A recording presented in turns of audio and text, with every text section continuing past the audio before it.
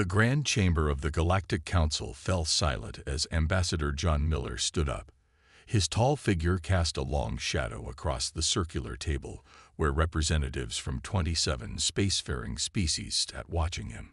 The blue-tinted lights from above reflected off the polished stone surface, giving everyone's face an otherworldly glow.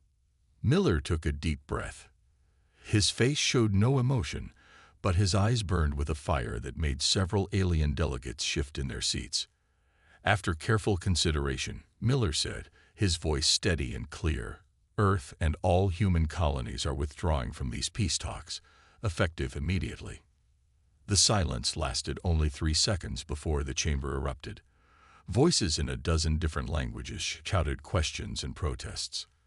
Translation devices struggled to keep up, creating a cacophony of overlapping words. Councillor Zix, the 6-limbed representative of the Aldebaran Dominion, rose to his full height. His translucent skin flushed a deep orange with anger. "This is outrageous," Zix's translator conveyed. "We have spent 8 months negotiating these terms. Humanity cannot simply walk away." From across the table, the Arcturus representative, a small gray being with large black eyes, slumped in what looked strangely like relief. Miller noticed this and filed the observation away mentally. Lieutenant Susan Wright, Miller's aide, quietly gathered their data tablets and documents. Her face remained professional, but her fingers moved with practiced speed. They had prepared for this moment. "We can, and we are," Miller replied simply. "Earth's position has been made clear repeatedly. Our sovereignty is non-negotiable. The current proposal would limit our rights to develop our own systems, while placing no such restrictions on the established powers." The Rigelian ambassador, whose crystalline body structure chimed softly when she moved, leaned forward. "Ambassador Miller, perhaps we can address your specific concerns." A brief recess. "No," Miller cut her off. "We've had enough recesses and enough revised proposals. Each one has contained the same fundamental flaws, just hidden under different language." He straightened his blue uniform jacket. "Humanity values peace, but not at the cost of our future. Good day." Miller nodded to Wright, and they walked toward the chamber's massive doors. The guards stationed there looked uncertainly at the council chairperson, unsure if they should block the human's exit. "If you leave," called out the reptilian delegate from Ta City, "you risk everything.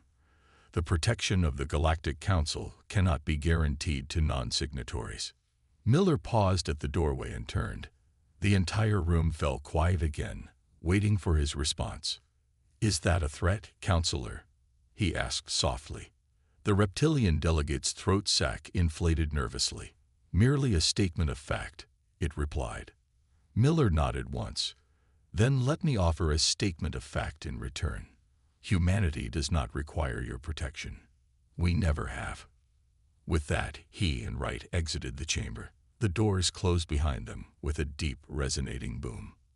In the corridor, junior diplomats and aides from various species stared as the 2 humans walked briskly toward the landing bay. No one approached them or tried to speak. The news was already racing through communication channels faster than they could walk. Only when they boarded their shuttle and the doors sealed did Miller finally allow his mask to drop. He sank into his seat with a heavy sigh, running a hand through his graying hair.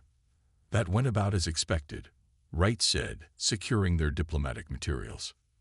"Yes," Miller replied, looking out the viewport at the gleaming spires of the galactic capital. Phase 1 complete. As their shuttle detached from the station and accelerated toward the jump point, Miller watched the massive structure recede.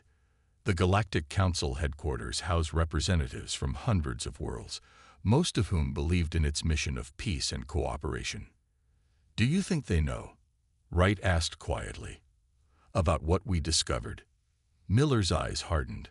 "Some do." The Arcturus representative looked almost relieved when we announced our withdrawal. "And the others?" "They will learn soon enough," Miller said. "For now, we need to get back to Earth.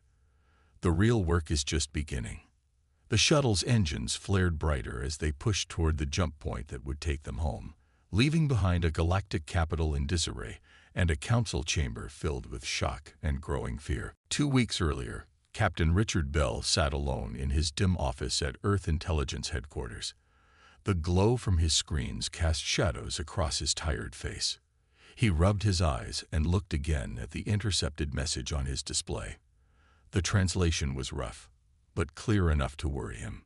"Computer, run comparison with previous Arcturus communications," he said. The screen flickered and displayed a pattern analysis. Bell leaned forward, his suspicions confirmed. He tapped his communication badge. "Get me Lisa Howard from analysis, please." 15 minutes later, analyst Lisa Howard entered his office carrying her own data tablet. Her normally neat brown hair was messy, suggesting she had been working late too. "You found something?" she asked without preamble. Bell nodded and turned his screen so she could see. "Look at the transmission patterns between the Arcturus ships and their home world. Then compare them with the official diplomatic channels." Howard studied the data, her eyes narrowing. "They're saying one thing in public and something completely different in private." "Exactly," Bell said. "And it's not just Arcturus. I found similar patterns from the Aldebaran Dominion, the Rigel Compact, and the Tav City Coalition." Howard sat down, her face growing serious. 4 of the major powers, all supposedly negotiating peace while sending encrypted messages outside normal channels. Bell pulled up another screen showing star maps and fleet movements. "Look here. While their diplomats talk about disarmament, their military ships are quietly moving closer to our outer colonies." "They're planning something," Howard said. It wasn't a question. "I think the peace talks are a distraction," Bell replied. "They want us focused on negotiations while they position their forces. The treaty terms they're pushing would limit our fleet movements and weapons development, but I can't find any similar restrictions on their side." Howard scrolled through more data. "We need to bring this to General Moore. This changes everything." The next morning, Bell and Howard stood at attention in General Patricia Moore's office. The general was a short woman with steel-gray hair cut close to her scalp. Her uniform bore the marks of 30 years of service. "You're certain about this?" Moore asked after they presented their findings. "Yes, General," Bell replied. "The evidence shows coordinated communication and fleet movements that contradict their stated peaceful intentions." Moore walked to her window and looked out at the Pentagon courtyard. "Our diplomats have been making concession after concession to keep these talks going. If what you're saying is true, we've been negotiating away our defenses while they prepare for possible aggression. The timing suggests they're waiting for the treaty to be signed," Howard added. "Once we're bound by the terms, our response options would be limited." Moore turned back to them. "Do we know their specific plans? Are they planning an actual attack?" Bell shook his head, not definitively. But the positioning of their forces would give them tactical advantages if they did. The general sat heavily in her chair. "We can't accuse them without more concrete evidence. That would collapse the talks immediately and potentially trigger the very conflict we're trying to avoid." "We need more intelligence," Bell suggested. "Targeted operations to confirm their intentions." Moore nodded slowly. "I'll authorize a covered operation. Small teams, maximum deniability. If they detect us, it can't look like an official Earth action." "I have people who can handle it," Bell assured her. Meanwhile, Moore continued, "We can't tell the diplomatic team yet.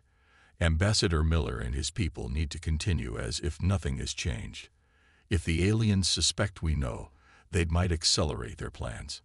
Howard frowned. "So our diplomats keep making concessions to buy us time." "For now," Moore said grimly. "But start contingency planning. If these peace talks are a sham, we need to be ready for what comes after." As Bell and Howard left the general's office, they passed a wall of screens showing the peace talks. Ambassador Miller was speaking earnestly about humanity's commitment to galactic harmony. "He has no idea," Howard said quietly.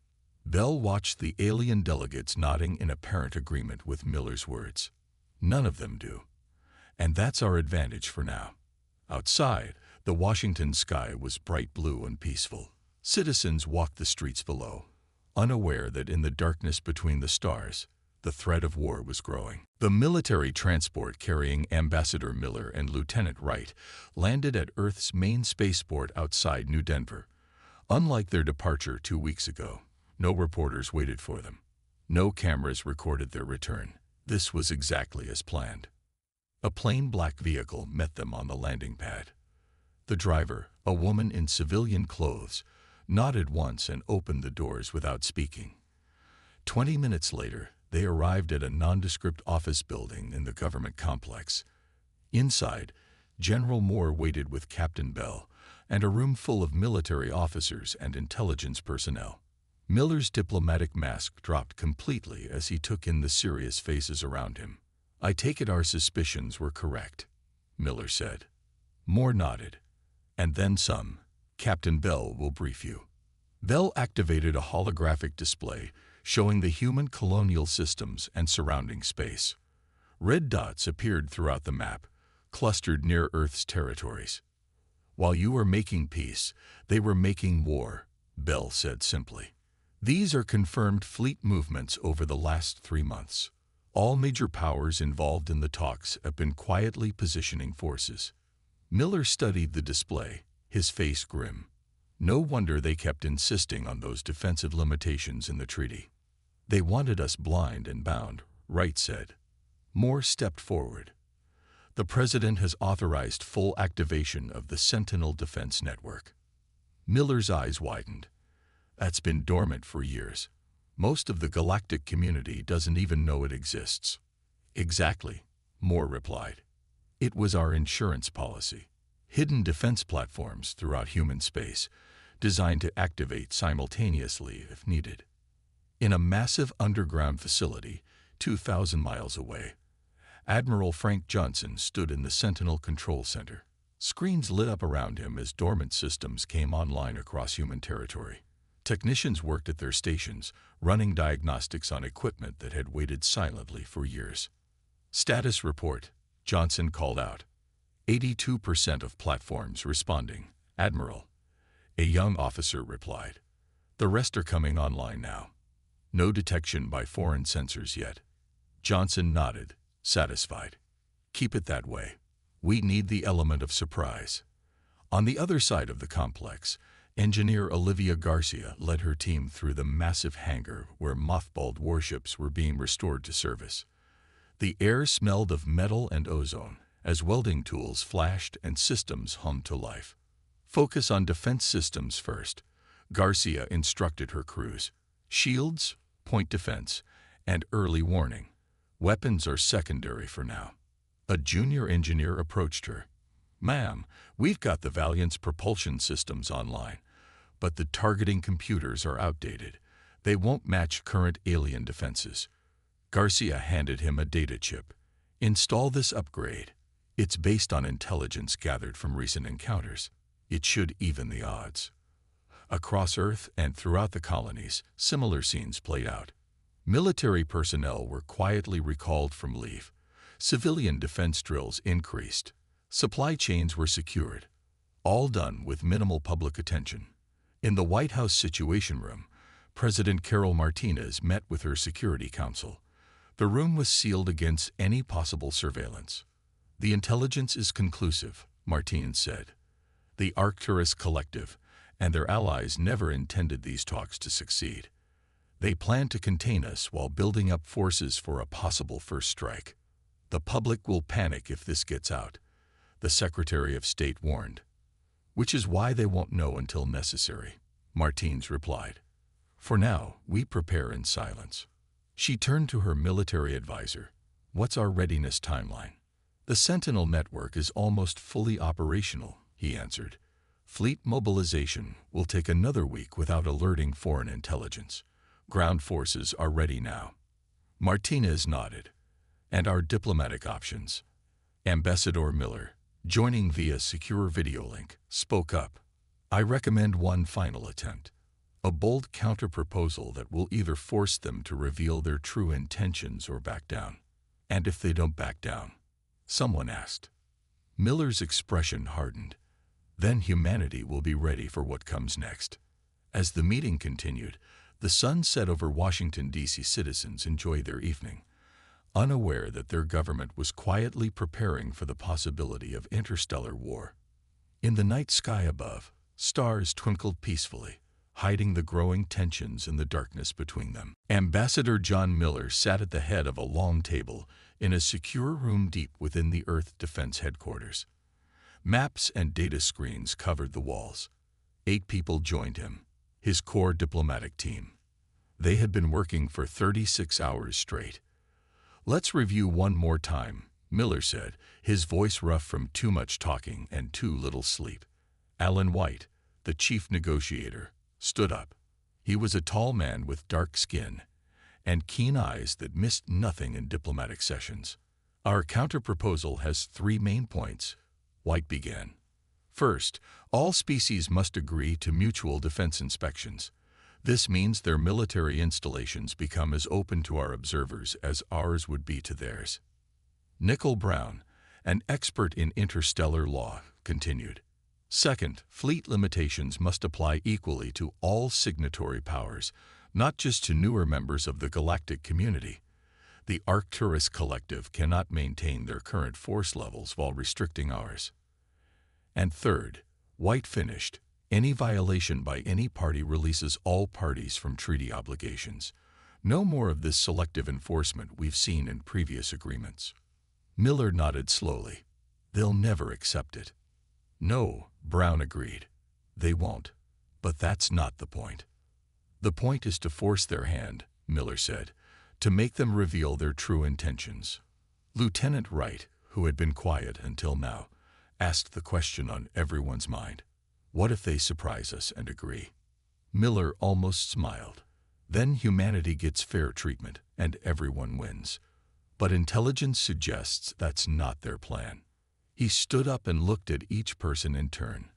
"I'll present this proposal alone. No staff, no assistants." Wright started to object, but Miller held up his hand. "It's a calculated message. I arrive alone, they see we're serious. It's also dangerous," White pointed out, "if they decide to detain you." "They won't," Miller said with confidence he didn't entirely feel. "They still need to maintain the appearance of diplomacy. Detaining an ambassador would shatter that illusion." 2 days later, Miller's small diplomatic shuttle approached the massive space station that served as the Galactic Council headquarters. He had made the journey alone, as planned. The familiar sight of the station's gleaming spires and rings no longer inspired wonder in him. Now he saw it only as a beautiful facade hiding ugly truths. The docking procedures took longer than usual. Miller knew they were scanning his shuttle thoroughly, looking for hidden weapons or devices. They would find none. When he finally walked into the Grand Council chamber, the effect was exactly as he had hoped. A wave of whispers spread among the alien delegates as they noticed his solitary entrance. No aides, no security, no support staff. In diplomatic terms, it was both a power move and a statement of distrust. "Ambassador Miller," the council chairperson said, surprise evident in their tone. "We did not expect you to return after your dramatic departure." Miller walked calmly to the human delegation's empty table. "I bring a final proposal from Earth and her colonies." He placed a single data crystal on the table. It projected the document above it, visible to all present. "These are our terms," Miller said simply. "They are non-negotiable." The Aldebaran representative's skin flushed dark orange as he read the terms. "This is outrageous. You demand access to our military installations, equal fleet limitations. This upends centuries of established protocol." "Yes," Miller agreed. "It does, because the current protocol serves your interests at our expense." The Rigelian ambassador's crystalline form chimed softly as she moved forward. "Ambassador Miller, surely we can find middle ground." "There is no middle ground between fairness and exploitation," Miller interrupted. "These terms create equal security for all parties.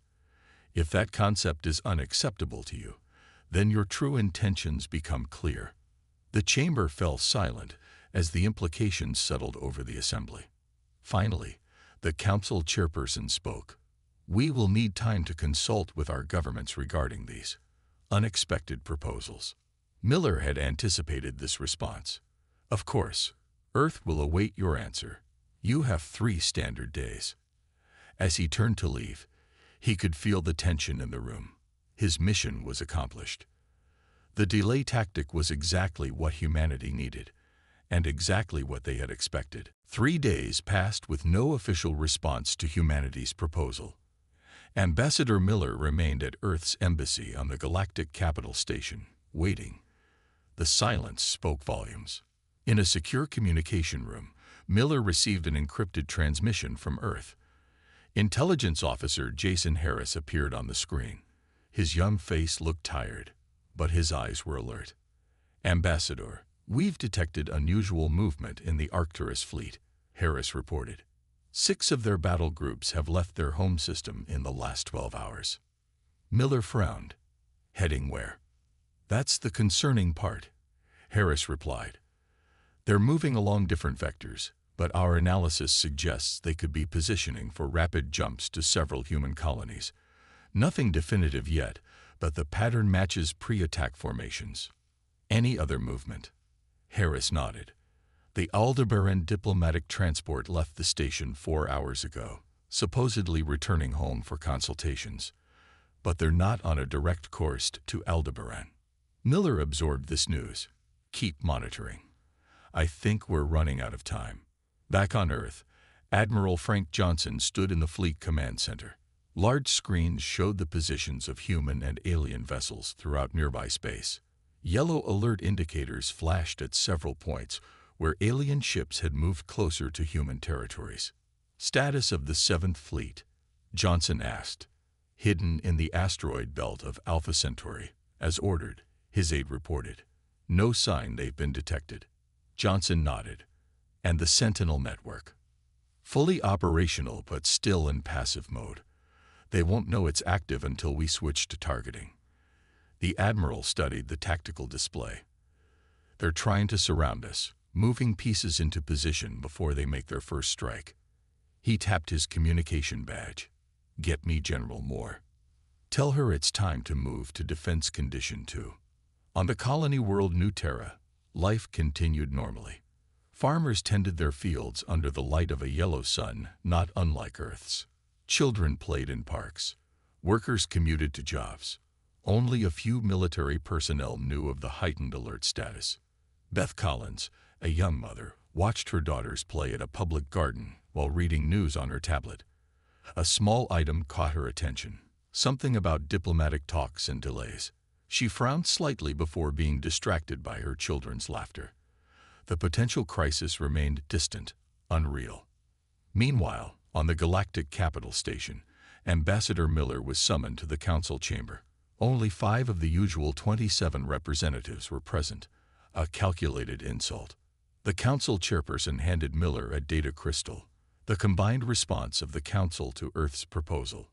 Miller inserted the crystal into his reader and quickly scanned the document. His face revealed nothing, but inwardly he felt a grim confirmation of what Earth had suspected. The counter-proposal kept all the restrictions on human military development while adding new ones. It demanded Earth share all defense technology with senior council members, but required nothing similar from them. Most concerning, it requested permanent alien observer bases on all human worlds. It wasn't a peace treaty. It was a surrender document. "This is your unified response?" Miller asked quietly. The Arcturus representative's large black eyes blinked slowly. "It is the best offer humanity will receive. We suggest you accept it promptly." "Was that a threat, counselor?" "Merely practical advice," the alien replied.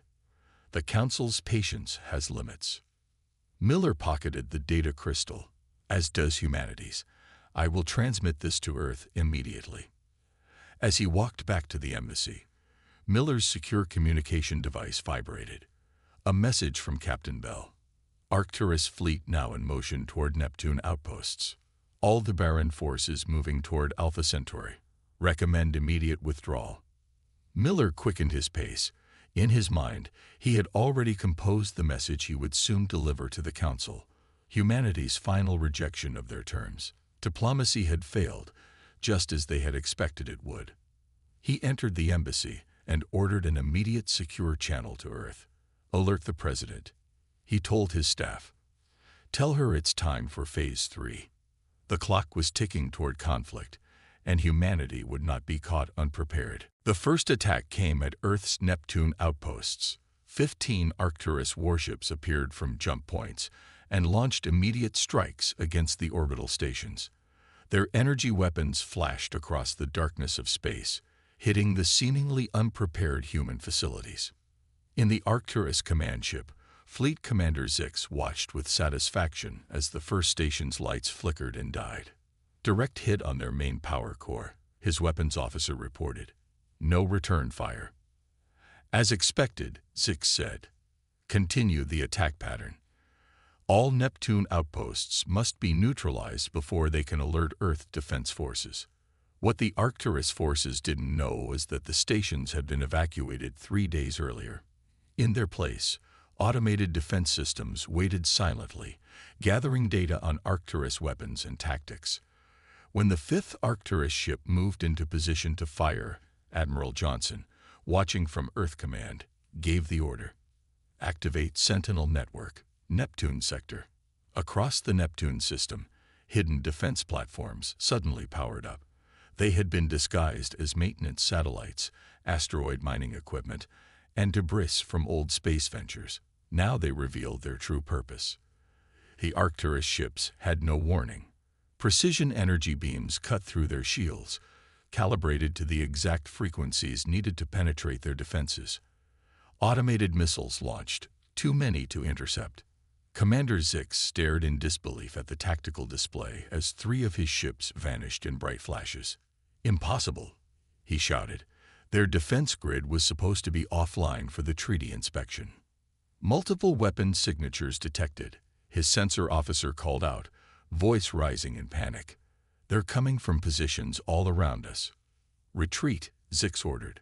"All ships, emergency jump to Rally Point Sigma." Only 7 of the 15 Arcturus ships managed to escape.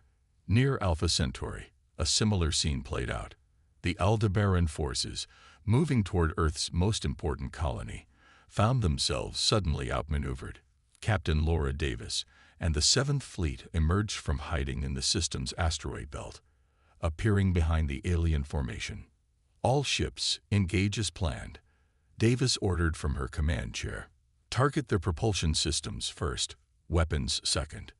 The human fleet had been waiting in powered-down mode for days, using the asteroids to mask their energy signatures.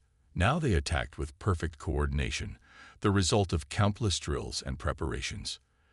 The Aldebaran ships, caught between the human fleet and the planet's defense grid, suffered heavy losses before retreating. Back on Earth, President Martinez addressed an emergency session of the United Earth Government. Less than 1 hour ago, forces from the Arcturus Collective and the Aldebaran Dominion launched unprovoked attacks against human outposts, she announced. These attacks coincided with their rejection of our fair and balanced treaty proposal. Displays around the chamber showed footage of the battles, carefully edited to hide the extent of humanity's preparations. Fortunately, our defense forces were able to repel these initial strikes. Martinez continued. But make no mistake, this was only the beginning. We now have proof of what we long suspected. The peace talks were a sham, designed to keep us distracted while they prepared for war. In homes across Earth and the colonies, citizens watched the news with shock and fear. What had seemed like distant diplomatic talks now transformed into an immediate threat. On a mining colony in the Ta City system, workers gathered around screens showing the president's address. Among them stood a man who appeared to be just another miner. In reality, he was Agent Keller of Earth Intelligence, positioned there months earlier based on cryptic data suggesting the system held special importance. Keller slipped away from the crowd and entered a secure communication room hidden in his quarters. "Neptune and Alpha Centauri attacks confirmed," he reported to Earth Command. Request permission to begin Phase 2 of Operation Oracle. The response came instantly. Permission granted. Find the artifact. Keller nodded to himself. The real mission, the one behind all the diplomatic maneuvering and military positioning, was about to begin. The battle for Ta City raged for 3 days. Human ships fought to hold the system, while Arcturus and Aldebaran forces pushed forward with unexpected determination. The mining colony, once thought unimportant, had suddenly become the most contested territory in the war. In the midst of the fighting, Agent Keller led a small team through an abandoned section of the colony's main asteroid. They followed old mining tunnels that hadn't been used in decades. The energy readings are getting stronger, said Keller, checking his scanner. Whatever they've been hiding, it's just ahead. They reached a massive metal door that looked much newer than the surrounding tunnel. It bore no human markings. This wasn't in any colony blueprints, one team member noted. No, Keller agreed, because humans didn't build it. Back on Earth, Communications Officer Eric Taylor sat at his station in the main intelligence center. For days, he had been working to decrypt the strange transmissions they'd intercepted between Arcturus ships. There's a pattern here, he muttered to himself, adjusting his algorithms. They keep referencing something called the legacy. His computer suddenly beeped as the final encryption layer broke. Taylor's eyes widened as he read the decoded messages. "Get me Captain Bell," he said urgently into his comm unit. "I know what they're fighting for." On the front lines near Alpha Centauri, human and alien ships exchanged fire. The initial human advantage was fading as more enemy reinforcements arrived. Admiral Johnson watched the tactical displays with growing concern. His communication officer turned to him. "Admiral, priority message from Earth Intelligence." Johnson read the information and immediately opened a secure channel to all fleet commanders. "All ships, this is Admiral Johnson. We have new intelligence about our primary objective. Ta City is now our main focus. I need the 3rd and 5th fleets to disengage and jump immediately to these coordinates." In the Tav City tunnels, Keller's team finally breached the hidden door. What they found inside stunned them into silence. The chamber was enormous, carved from the asteroid's core. Inside stood structures of gleaming metal and crystal, pulsing with soft blue light. The architecture was like nothing human or any known alien species had built. "This technology is beyond anything we've seen," whispered one of the team's scientists. "These energy signatures don't match any known power source." Keller moved toward a central console. "This is what they've been hiding. Technology from someone that came before any of us." In the space above, more human ships arrived through jump points. The alien forces fought with renewed desperation to maintain their position around the asteroid. Aboard the command ship, Ambassador Miller joined Admiral Johnson in the war room. Miller had been recalled from the diplomatic mission to help understand the wider implications of what they'd found. "How long do you think they've known about this?" Johnson asked. "Years, maybe decades," Miller replied, examining the images transmitted from Keller's team. "The treaty restrictions suddenly make sense. They wanted to keep us from exploring deep space so we wouldn't find places like this. Or technologies like this," Johnson added. On the communications deck, Eric Taylor made another breakthrough. His hands moved quickly across his console as he intercepted and decoded more alien transmissions. "Sir," he called out to his superior, "I found something else." They'd been sharing this technology among themselves, the Council's senior members only. They've been using it to advance their own civilizations, while keeping it from newer species like us. Taylor pulled up more decoded files. "And there's more. This isn't the only site. There are others, spread across dozens of systems, all controlled by the senior council members, all kept secret from species like humans." Miller's face hardened as he realized the full extent of the deception. They never wanted peace. They wanted to keep us contained, to prevent us from discovering what they've been hiding all along. "What do we do with this information?" Johnson asked. Miller thought for a moment, then made his decision. "We broadcast it. To everyone, everywhere. The Council has betrayed not just humanity, but every species they've kept in the dark. He turned to the communications officer. Prepare a system-wide broadcast on all frequencies, all languages. It's time the entire galaxy learned the truth. 6 months after humanity's broadcast revealed the truth about the ancient technology, the galactic landscape had changed forever. Ambassador John Miller stood at the viewport of his ship, looking at the rebuilt Galactic Council station. The structure was the same, but everything else was different. "We're ready to dock, Ambassador," Lieutenant Wright said from behind him. Miller nodded.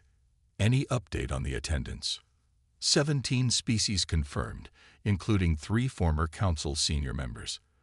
The rest are boycotting. As expected, Miller said. The human ship docked smoothly at the station. Unlike Miller's last visit, this time he brought a full delegation. Scientists, military officers, and diplomats followed him through the corridors. Many aliens they passed stopped to watch them with a mixture of respect and wariness. The council chamber had been rearranged. Instead of the hierarchical seating that once placed senior members in privileged positions, the new arrangement formed a true circle. All seats were identical. As the human delegation entered, representatives from the Proxima world stood in greeting. The blue-skinned aliens had been among the first to side with humanity after the revelation. Their ambassador approached Miller with open hands. "Earth honors its promises," the Proxima ambassador said, "unlike others we could name." Across the chamber, representatives from the Arcturus Collective sat in uncomfortable isolation. Once leaders of the Council, they now found themselves pariahs. Their attack on humanity had failed spectacularly, and the revelation of their technology hoarding had cost them their allies. The Aldebaran representative was missing entirely. Their government had collapsed after internal protests when their citizens learned the truth about the suppressed technologies. As the session began, Miller took his place at the human seat. On the table before him sat a small device, a prototype shield generator based on the Ta City technology. Similar devices now protected every human world. "This special session of the Reformed Galactic Assembly will now begin," announced the new chairperson from a previously minor species. "Our first order of business is the Technology Sharing Accord." The chamber grew quiet as the chairperson continued. "As proposed by Earth, all discovered legacy technologies will now be documented in a common database, accessible to all member species." The Arcturus representative shifted uncomfortably. "And what of proprietary developments based on those technologies?" Miller spoke up. "Those too. The days of technological hoarding are over." To demonstrate his point, Miller activated the device before him. A holographic display appeared, showing schematics for the planetary shield system humanity had developed. The same system that had made conventional space warfare obsolete virtually overnight. "Earth shares this freely," Miller said, "as a gesture of our commitment to true cooperation." Murmurs spread through the chamber. Such technology would have been jealously guarded by the old council members. After the session, Miller met with representatives from several species in a side chamber. Some had been neutral in the conflict, while others had actually fought alongside the Arcturus forces against humanity. "You could have used this technology to dominate the galaxy," one of them said. "Why share it?" Miller looked around the room. "Because isolation leads to stagnation. The old council members discovered that. They hoarded technology and stopped innovating. And now," asked another representative. "Now we all move forward together," Miller replied, "or we all fall behind." On Earth, President Martinez addressed the United Earth government, explaining the new galactic reality to the representatives. "The war is over," she said, "not through military victory alone, but through truth.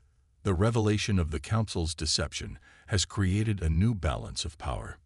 She displayed images of the new technologies being implemented across human space: medical advances, clean energy, faster ships.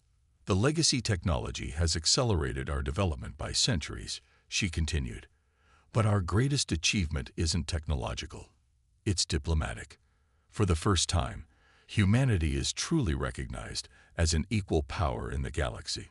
In homes across Earth and the colonies, citizens watched with pride. The fear that had gripped them months earlier when the attacks began had transformed into confidence and hope for the future. On the colony world of New Terra, Beth Collins watched her daughters play with a new educational device based on the legacy technology. It helped them visualize complex concepts through interactive holograms. The galaxy had feared humanity when they left the peace talks. Now they respected humanity for bringing true peace. Commander Alex Reeves sat at his desk in the Earth Defense Fleet headquarters. The room was quiet except for the soft hum of computers. His coffee had gone cold. He had watched the alien transmission 3 times now, and still could not believe what he was hearing. On the large screen before him, the image of Grand Counselor Zix Thrall flickered. The alien looked like a giant praying mantis with shimmering blue-green skin and large eyes that seemed to glow. Even through the video, Alex could see that the alien was shaking. "Humans of Earth," the alien said in its buzzing voice. "We, the Galactic Council, come to you with urgent news. The Drakari Imperium has declared war on us. This conflict will spread across many star systems. For your own safety and for the good of the galaxy, we ask that you remain neutral. Do not get involved. The Drakari do not yet know of your capabilities. We fear what might happen if they did." The message ended abruptly, leaving Alex staring at a blank screen. He pressed a button on his desk. "Admiral Hayes, Major Dawson, please come to my office right away." 5 minutes later, Admiral John Hayes and Major Lisa Dawson entered the room. Both wore the dark blue uniforms of the Earth Defense Fleet with their rank pins shining on their shoulders. "You've both seen the transmission?" Alex asked. They nodded.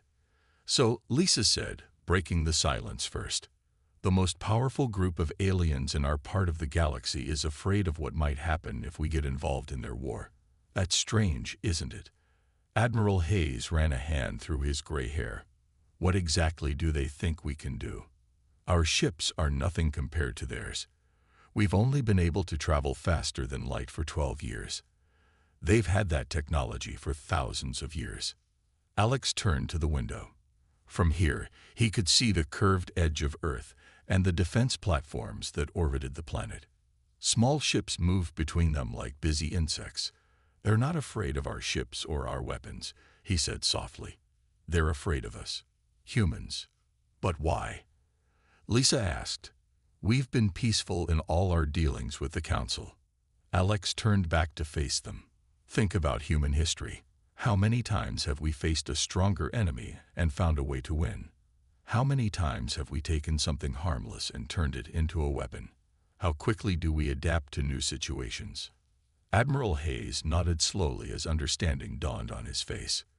"They've been watching us, studying us, and they're scared of what we might do if pushed into a corner." "Exactly," Alex said. "The Council evolved through cooperation. They don't understand how we think, how we fight. To them, we're unpredictable. And that makes us dangerous." Lisa finished. A young officer knocked on the door and entered without waiting. His face was pale. "Commander, Admiral, Major, we've detected ships entering the solar system. They're not Council vessels. Their design is different, more aggressive." Alex felt his heart beat faster. "The Drakari." "We think so, sir. They're heading straight for Earth, ignoring all our attempts to communicate." Admiral Hayes was already moving toward the door. "Sound the alert.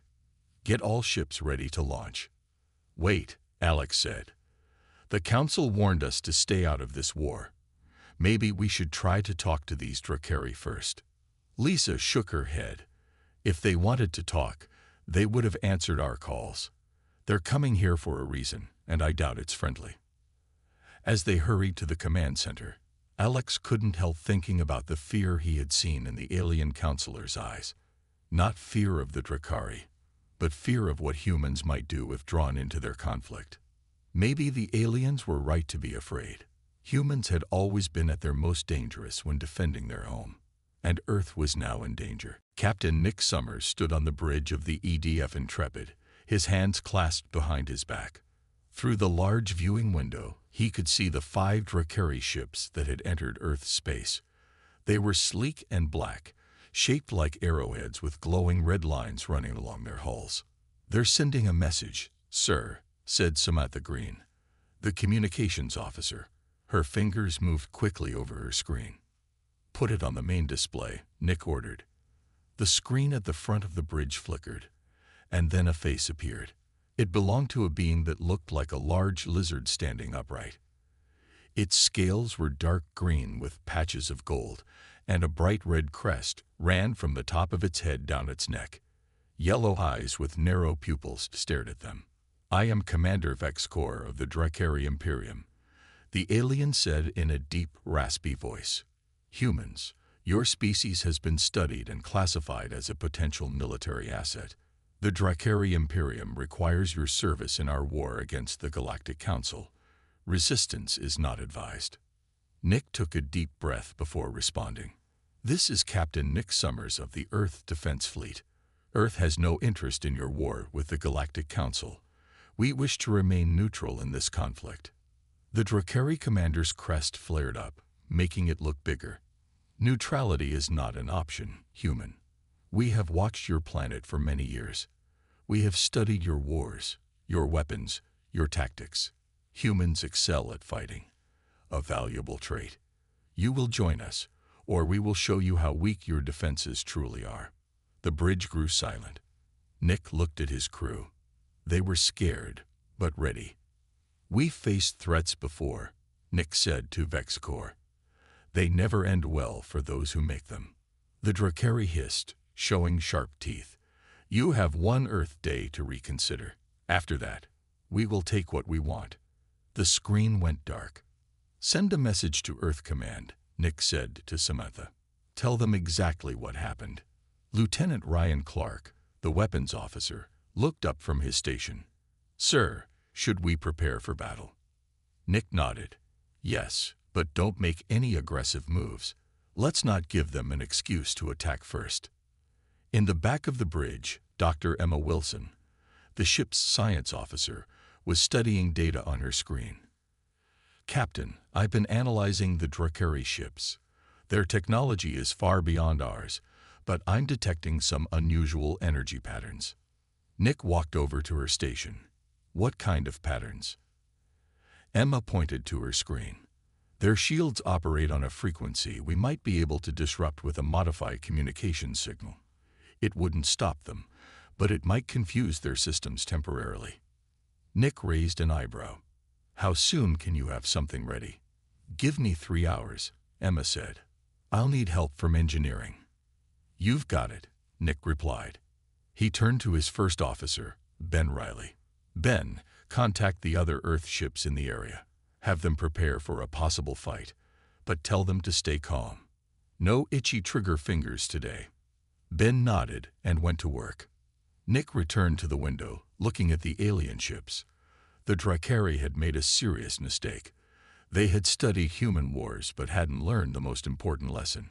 Nothing united humans faster than an outside threat.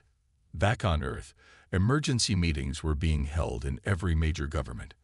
The Galactic Council's warning had come too late. The Drakari were here, and they wanted to use humans as weapons in their war. In a secure room deep under Washington, D.C., military leaders gathered around a table. "The Drakari don't understand what they're doing," said General Laura Bennett. "They think they can force us to fight for them because they have better technology." Admiral Hayes nodded. "Then let's show them what happens when someone threatens Earth." All around the planet, humans prepared for war. Not because they wanted to fight, but because they would always defend their home. The Drakari were about to learn why the Galactic Council was so afraid of humans joining their war. The United Earth Government building buzzed with tension. Normally, the large round meeting room was used for regular government business. Today, it held the future of humanity. Ambassador Karen Martinez sat at the center of the curved table. On her left sat the Galactic Council representative, a being named Alex who looked like a floating jellyfish with glowing blue tendrils. On her right sat the Drakari representative, Shardak, a reptilian figure with dark scales and a gold crest. "Let me make sure I understand both of your positions," Karen said, rubbing her forehead. "You both want Earth to either stay completely out of this war or join your side. The Council is scared of what we might do, and the Drakari want to use us as weapons." Shardak's tongue flicked out between sharp teeth. "Humans have a unique approach to warfare that would be valuable to the Imperium. You adapt quickly. You think of solutions that no other species would consider. These are traits we respect." Olix's body pulsed with light as it spoke. "The Drakari would only exploit your species' natural aggression. The Council simply wishes to prevent unnecessary bloodshed. Humans are unpredictable. You can be both kind and cruel, peaceful and violent. No other species in the galaxy changes so quickly." Karen looked around the room at the other human representatives. They had all read the reports about both alien groups. "Interesting," she replied. "Because from where I sit, neither of you knows us as well as you think. You've made judgments based on limited information." Shardak hissed softly. "We have studied your wars, your history. You've watched us fight," Karen agreed. "But did you ever ask why we fight? Did you ever try to understand what we value, what we protect?" Olix's lights dimmed slightly. "We observe that humans will fight fiercely to protect their young, their homes, their beliefs. And did you think that perhaps we would fight just as fiercely if threatened by aliens?" Karen asked. The room fell silent. Miles away, in a secure underground facility, Dr. Eric Wells was meeting with Earth's military leaders. Large screens showed classified information about both alien groups. "Both the Council and the Drakari have been watching us for far longer than they've admitted," Eric explained, pointing to the data. "They've been studying Earth's wars and conflicts for over a century." On one screen, old footage of human battles played, with alien writing overlaid on the images. "They're fascinated by how quickly we adapt," Eric continued. "How humans went from simple weapons to nuclear technology in less than 100 years. How our soldiers can change plans in the middle of battle. They find it hard to predict what we'll do next." Admiral Patricia Ortiz frowned as she studied the information. "So they're not afraid of our weapons or ships. They're afraid of how we think." "Exactly," Eric nodded. "The Council species evolved by working together. The Drakari evolved through strict order and control. Neither understands how humans can both follow rules and break them when needed. How we can work together, but also think for ourselves. And that scares them," Patricia said. "It terrifies the Council," Eric agreed. "The Drakari, though, they want to use that ability. They want human soldiers who can think in ways they can't." Back in the meeting room, Karen stood up. Both alien representatives watched her carefully. "Earth will not be joining either side in this conflict," she announced. "We will defend ourselves if attacked, but we will not choose a side in your war." Shardak's crest flared in anger. "The Drakari Imperium does not accept this answer. You will join us, or you will be considered enemies." Olix pulsed rapidly.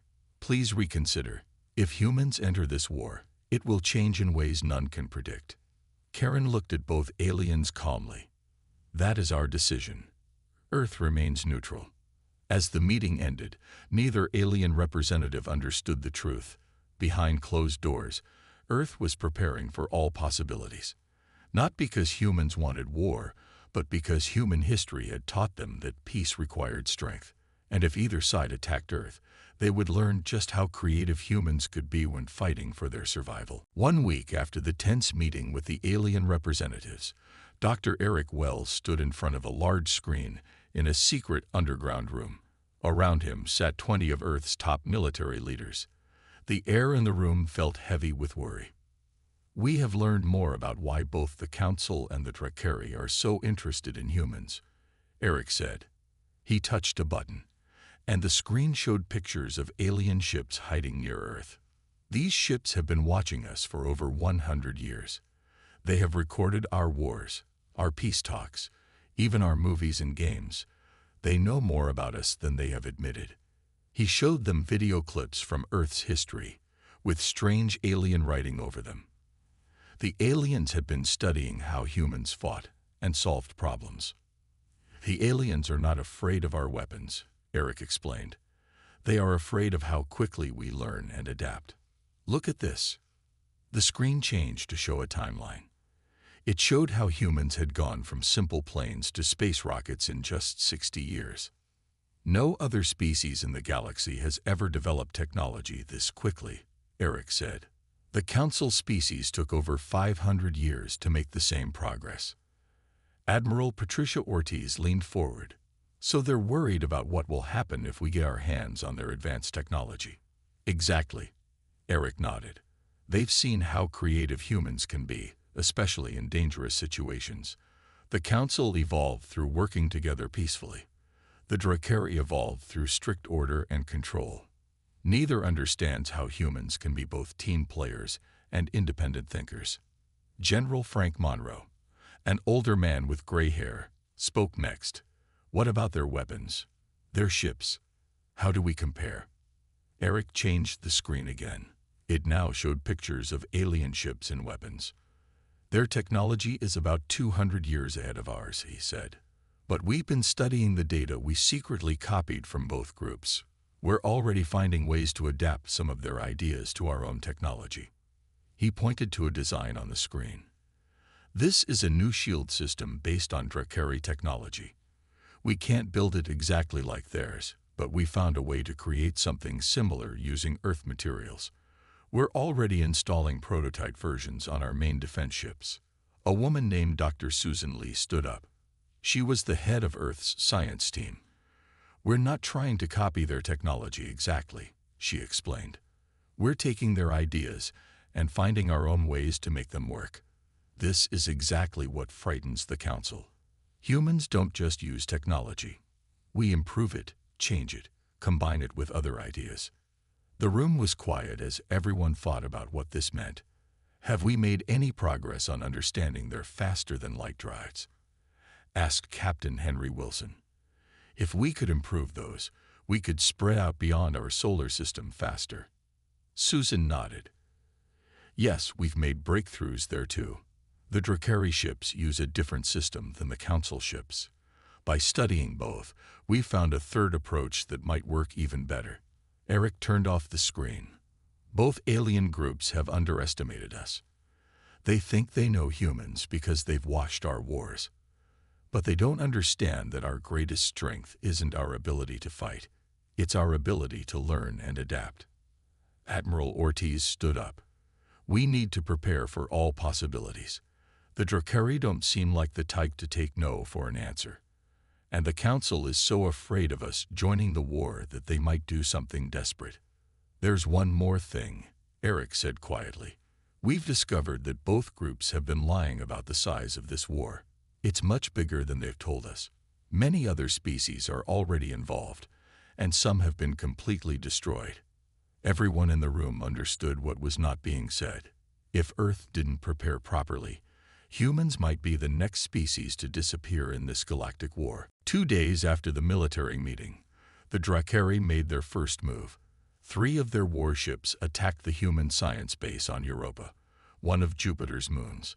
They did not give any warning.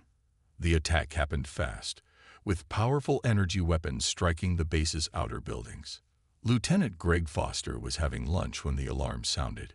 He dropped his sandwich and ran to the weapons room, where his team of 20 Marines was already getting ready. They hit the north side of the base, said Sergeant Maria Lopes as she handed Greg his rifle. Most of the scientists are trapped in the main lab. The Drakari are trying to break in. Greg checked his weapon. It was a new design, created after scientists studied Drakari technology. It looked like a normal rifle, but it could fire energy pulses that might get through alien armor. We need to reach the lab before they do, Greg told his team. Remember your training. The Drakari are bigger and stronger than us, but they move more slowly. Use that against them. The team moved quickly through the base's tunnels. They could hear explosions as the Drakari continued their attack. When they reached the science section, they saw their first aliens. 3 tall, reptilian Drakari soldiers were cutting through a metal door with some kind of laser tool. Greg signaled his team to spread out. They had practiced this many times. Without speaking, each Marine knew what to do. Now, Greg said quietly into his radio. From 3 different positions, the Marines fired at the Drakari. Their new weapons worked better than expected. The energy pulses went right through the alien armor in certain spots where the armor was thinnest. 2 Drakari fell immediately. The 3rd turned and fired back, but it was too slow. More shots from the human weapons brought it down. Check the aliens, Greg ordered. Take any weapons or technology. Then let's get to the scientists. Over the next 3 hours, the small team of human Marines fought against more than 30 Drakari soldiers. They used the base layout to their advantage, setting traps and attacking from hidden spots. The Drakari were confused by the humans' tactics. They expected a direct fight, not this quick, adaptive approach. What surprised Greg the most was how the civilian scientists helped. When the Marines reached the main lab, the scientists didn't just hide. They had already built makeshift weapons using lab equipment and their knowledge of alien biology. We analyzed the Drakari data from Earth, explained Dr. Helen Ward, the head scientist. Their eyes are sensitive to certain light frequencies, so we modified our lab lasers to create blinding flashes. By the end of the battle, Greg's team had not only protected all the scientists, but had also captured a small Drakari ship that had landed near the base. How? Demanded the captured Drakari officer, his scales dark with anger. Your weapons should not have worked against our armor. Your tactics make no sense. You are primitives. Greg just shrugged as he secured the alien prisoner. We didn't beat your technology. We adapted to it. News of the Europa battle reached the Galactic Council quickly. Emergency meetings were called as Council analysts tried to understand what had happened. They had predicted that humans would need weeks, maybe months, to find ways to counter Drakari technology. Instead, it had taken days. In an unusual move, the Grand Council broadcast a message to all worlds in the galaxy. We formally request that the Drakari Imperium stop all attacks against Earth immediately, the Grand Counselor announced, his mantis-like body trembling slightly. The unpredictable nature of human response presents a great danger to galactic stability. What the Council really feared, but did not say, was what would happen when humans started learning more about advanced alien technology. The Europa battle was just the beginning. Humans had defended themselves using modified Earth technology. What would they do with captured Drakari ships and weapons? The war that both sides had tried to keep Earth out of was now coming directly to humanity's doorstep, and humans were proving to be far more dangerous than anyone had expected. The Drakari did not listen to the Galactic Council's request to leave Earth alone. Instead, they saw the Council's warning as a sign of weakness. 2 weeks after the attack on Europa, they launched a much larger attack on the Mars colony. 30 Drakari warships appeared near the Red Planet, their weapons ready. The Drakari commander, Admiral Zextal, was confident. He had studied the Europa battle carefully and believed he understood human tactics now. His ships were bigger and more powerful than those used in the first attack. He expected an easy victory that would force humans to join the Drakari side. He was wrong. Colonel Andy Miller watched the alien ships from the bridge of the EDF Defender, Earth's newest warship. The Defender and 9 other ships had been quickly upgraded with technology reverse-engineered from the captured Drakari vessel. All ships report ready, sir, said his second-in-command, Major Linda Davis. The Mars defense stations are also online. Andy nodded. Tell all captains to follow the plan exactly. The Drakari expect us to fight like we did on Europa. Let's show them something new. The Earth ships moved into position. They were smaller than the Drakari vessels and had fewer weapons, but the humans had a plan that the Drakari could not have predicted. As the Drakari ships fired their first volley of energy weapons, the Earth ships did something strange. Instead of dodging or returning fire, they released hundreds of small objects into space. "What are they doing?" asked the Drakari admiral as he watched the strange human tactic. "Scan those objects. They appear to be mining drones." "Admiral," reported his sensor officer, "simple machines used to cut rocks. They are no threat to our ships." The admiral relaxed. "The humans are desperate. They are using mining equipment as weapons. Continue the attack." But these were not ordinary mining drones. Earth engineers had modified them, adding parts from the captured Drakari technology. As the drones reached the Drakari ships, they attached to the hulls and began cutting through them with incredible speed. At the same time, Earth's ships began moving in ways the Drakari had never seen before. They performed maneuvers that the Drakari computer systems said were impossible, their engines pushed beyond normal limits. "How are they doing this?" shouted the Drakari admiral as 3 of his ships reported serious damage from the mining drones. Their ships should not be able to move like that. On the bridge of the Defender, Colonel Miller smiled grimly. "Launch the second wave," he ordered. This time, the Earth ships released different objects. They looked like communication satellites, but had been modified to send out signals that confused the Drakari targeting systems. "We've lost weapons lock on all human ships," reported the Drakari weapons officer, panic in his voice. "Our computers cannot track them." For the first time in many years, the Drakari military felt something they had forgotten: fear.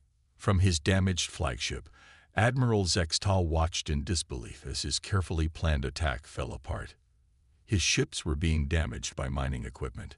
His advanced targeting systems were being fooled by modified communication devices. The human ships were moving in ways that should have torn them apart. "They are not fighting according to any known approach," his tactical officer said. "They are making it up as they go." In the council chambers light years away, the alien representatives watched the battle data with growing horror. "This is exactly what we feared," whispered one council member, their light body flickering with anxiety. "Humans don't just adapt to new situations. They create entirely new solutions during the battle itself." Another council member's voice was filled with dread. "And now they have seen more of our technology. What will they do with it?" The battle for Mars lasted only 6 hours. When it ended, the Drakari fleet was in retreat, having lost 8 ships. The Earth fleet had lost 2 ships, but had protected Mars colony completely. As Colonel Miller watched the Drakari ships flee, he knew this was just the beginning. Humans had shown they could defend themselves against one attack, but the Drakari would be back with more ships and new tactics. The question was, who would adapt faster? 3 months passed since the battle at Mars. Humans now called this the Sol Conflict. The Drakari had lost many ships trying to conquer the solar system, and they could not understand why. Their military leaders were confused by what they called incomprehensible human tactics. Earth scientists had studied the captured Drakari technology and found ways to improve it. Human ships now had better shields and weapons. Even more concerning to the aliens, Earth had begun sending small, fast scout ships beyond the solar system. The Galactic Council was facing problems too. Many worlds in the Council were asking why they had not done more to stop the conflict between the Drakari and humans. Some planets were even suggesting that the Council should help Earth, seeing humans as potential allies rather than a threat. In Earth orbit, a new space station had been built. The Space Diplomatic Center floated above the blue planet, a neutral place where representatives from different worlds could meet. Today, it would host the most important meeting since the war began. Ambassador Daniel Wright stood at the large window, looking down at Earth. He wore a simple dark blue suit with a silver pin showing Earth's continents. Behind him, aides prepared the meeting room, placing water and data tablets on the round table. "They're here," said his assistant, Sarah Banks. "Both the Council and Drakari ships have docked." Daniel nodded. He had practiced his speech many times.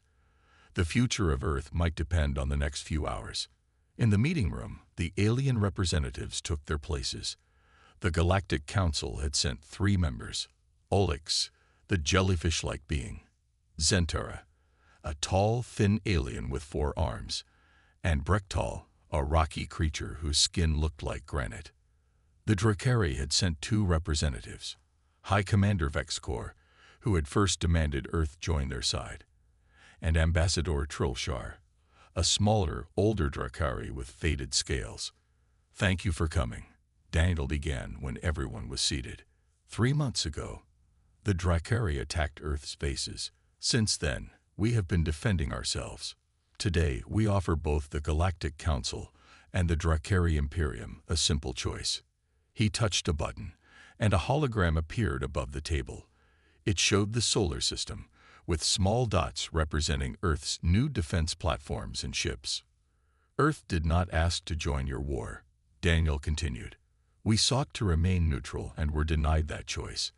Now we offer this: stop all attacks against Earth and its colonies immediately, or we will take more active steps to protect ourselves."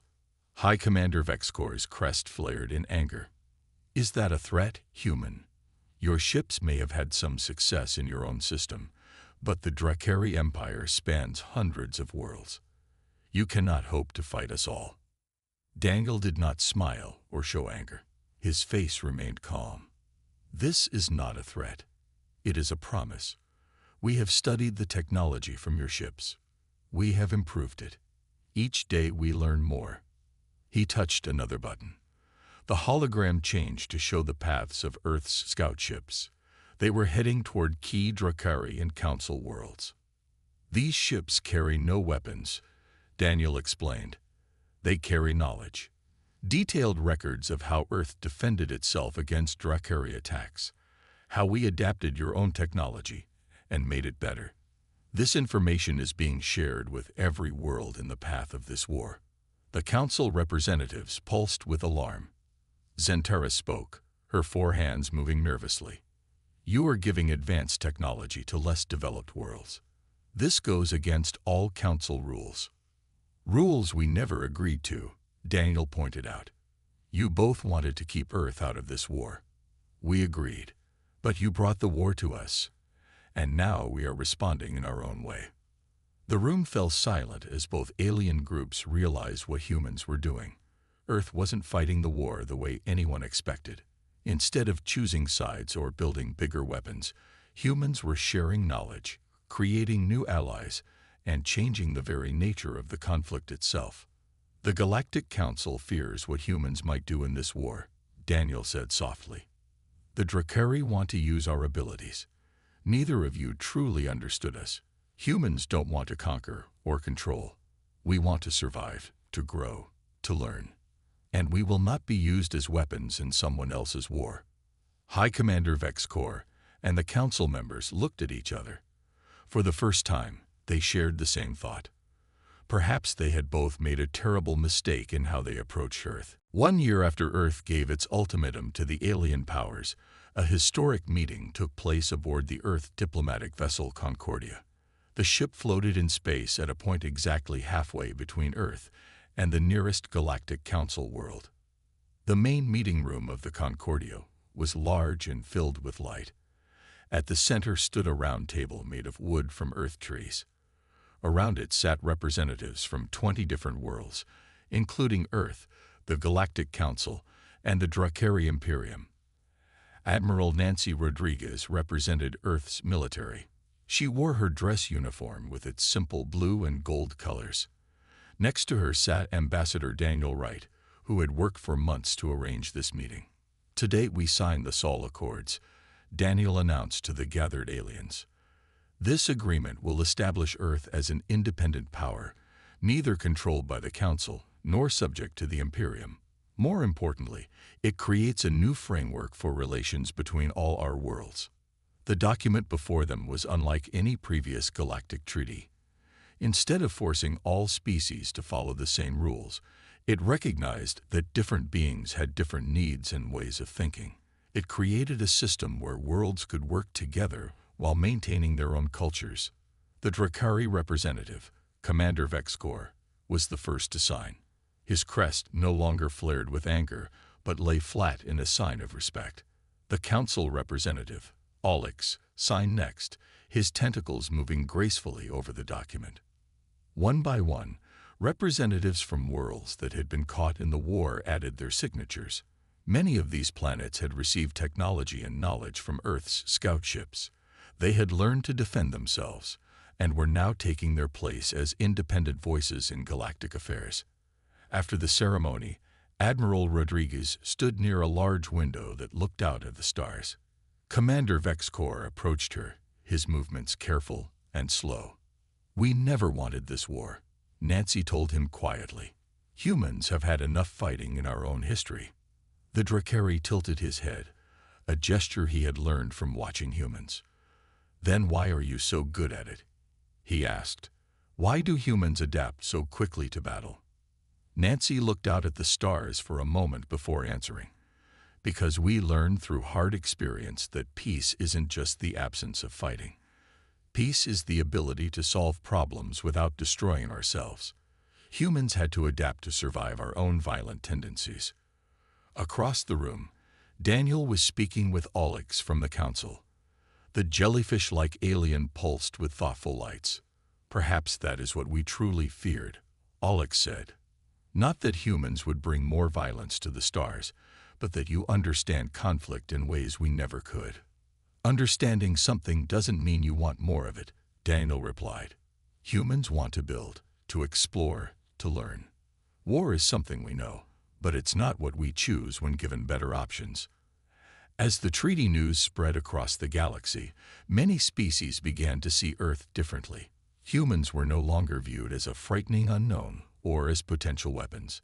Instead, Earth was seen as a civilization that had faced violence and emerged with wisdom that the galaxy needed. In the end, the Galactic Council's plea to leave Earth out of their war had been right, but not for the reasons they thought. Earth's involvement hadn't made the war bigger or more destructive. Instead, humans had transformed the conflict, finding a path to peace that neither the Council nor the Drakari had been able to see. On Earth, people celebrated the treaty. Schools and news programs explained how the solar system was now part of a larger galactic community. Children looked up at the night sky, knowing that humans would continue to explore the stars.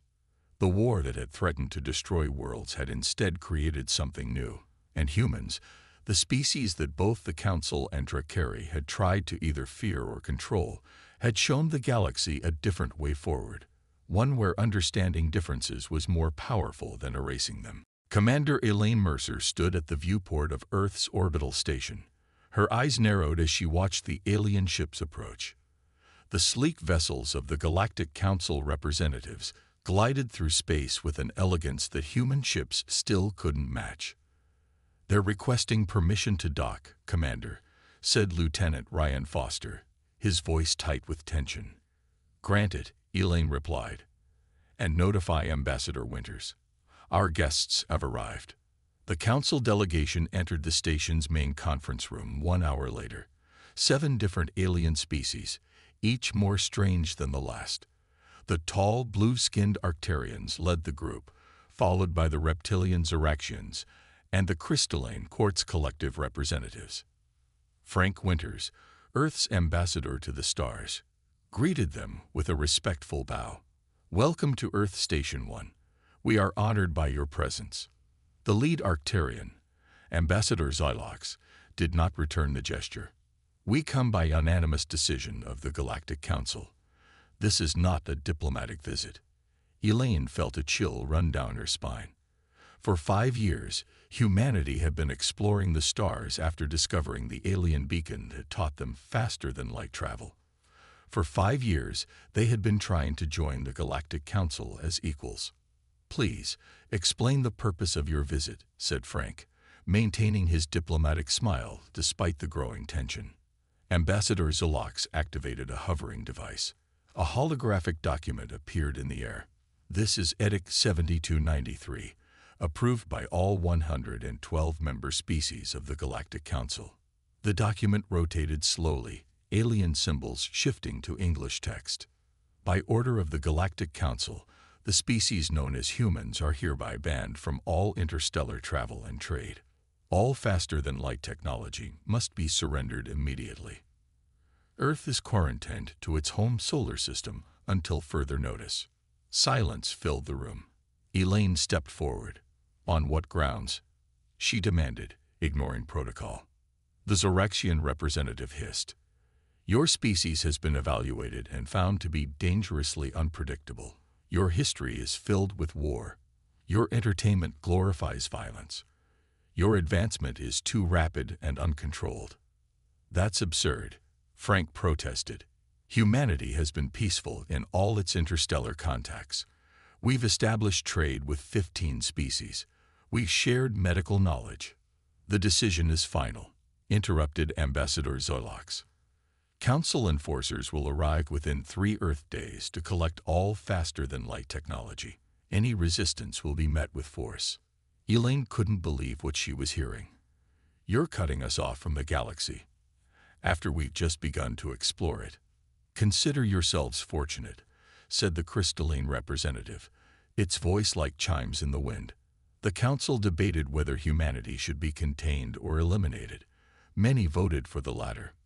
Frank tried again.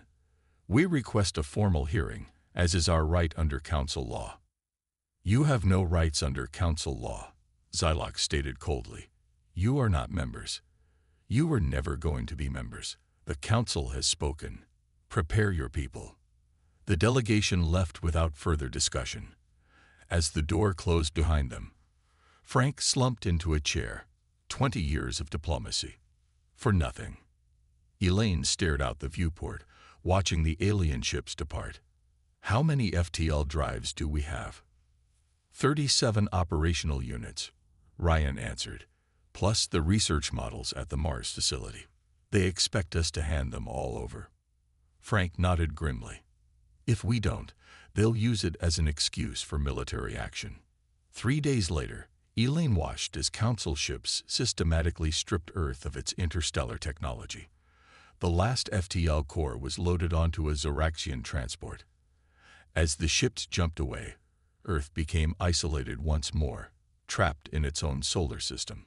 In her private quarters, Elaine looked at the stars through her window. They seemed more distant now, more unreachable. This isn't the end, she whispered to herself. This is just the beginning.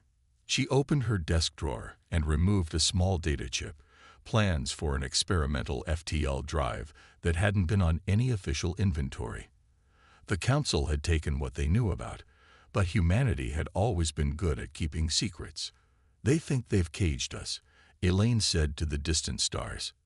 But they have no idea what humans do when backed into a corner. The ban was in place. Earth was isolated. But Elaine Mercer had already started planning for the day humanity would return to the stars. 20 years passed since the day the Galactic Council banned humanity from the stars. Earth changed in those years.